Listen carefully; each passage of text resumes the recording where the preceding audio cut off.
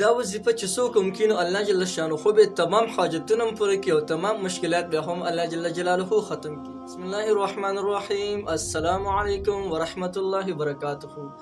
زمرونو خويندو نن درته یو داسې وظیفه هیمه، هغه وظیفه ده لا اله الا انت سبحانك انی كنت من الظالمین.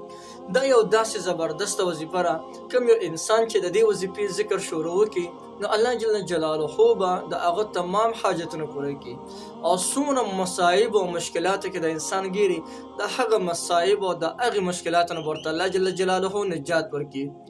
دا دعا داسې پاورفل او داسې مفیده دعا ده چې د دې دعا او د دې وظیفې کولو سره الله جل جلاله د بنده چې څومره په سخت مشکل کې ګیري الله جل جلاله د هغه سخت مشکل نه خلاصي، څومره په غټو پریشانو کې ګیري نو هغه تمام پریشانی رب العالمین ختمي، بلکې د دې په زړه باندې څه ارمان وي نو هغه ارمان به هم رب العالمین د دې دعا په وسیلې سره پوره کړي. زموږ په اړه کې ډېر زیات ارمانونه ډېر زیات حاجتونه وي، لا تر اوسه پورې یو حاجت نه دی پوره شوی. د نن نه د لا اله الا انت سبحانك انی كنت من الظالمین وظیفه ورونیسه ته بیا وګوره د الله جل شانه امداد ته چې الله تعالی سره څنګه دغه باندې امداد کوي. تمام مشکلات به الله جل جلاله یکدم اچانک ختم کړي. څونه پریشانې چې تا ته مهتي دا تمام پریشانې به الله ختم کړي. څونه رکاوټونه وي دغه تمام رکاوټونه. او دا دعا د قران مجید یو آیات دی. حضرت یونس علیه السلام مبارک چې کله هغه لاړو او په دریاب کې کب خېټه ته لاړلو نو په درو تیارو کې دننه و. اوس د کب د خېټه نه وروتل اول خو د دریاب نه ژوندي وروتل څه دومره معمولی خبره نه ده، بیا د کب د خېټه نه وروتل دا څومره غټه خبره ده. الله فرمایي چې په دغه تیارو کې ماته आवाज وکړلو سره ته چې لا اله الا انت سبحانك انی كنت من الظالمین. आवाज راته وکړ الله فرمایي د دې لوی مصیبت نه مغه ته نجات ورکړ.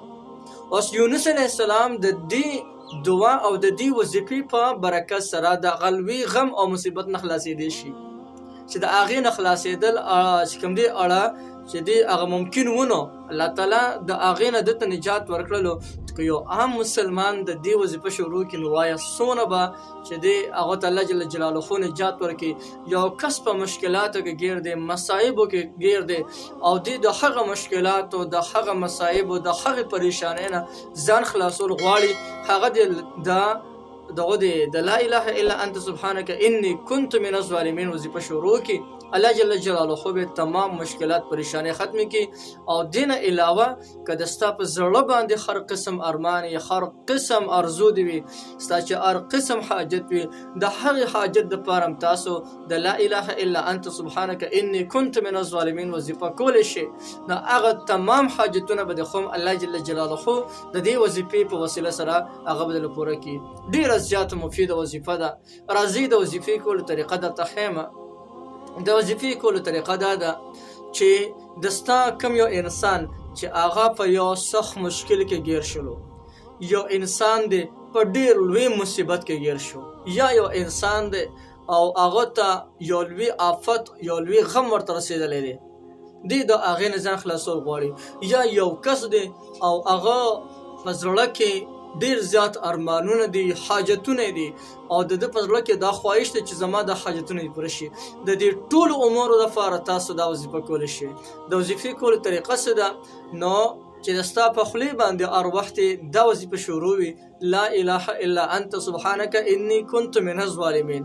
پناسته ملاسته ولاړه چې په هر حالت کې ته دا وظیفه کې لا اله الا انت سبحانك انی كنت من الظالمین.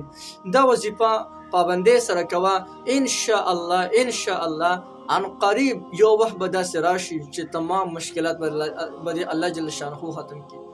تمام پریشانۍ تمام مصائب مصیبتونه به الله جل جلاله د دې وظیفې په برکت سره ختم کړي.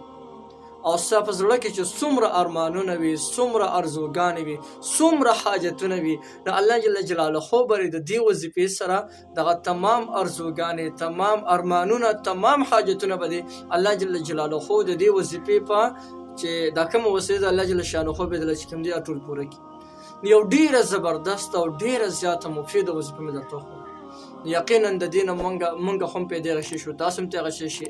د دې وظیفې تاسو ټول ته مکمل اجازه ته، هر څوک د دې وظیفې نه مکمل فایده اخیستلی شي.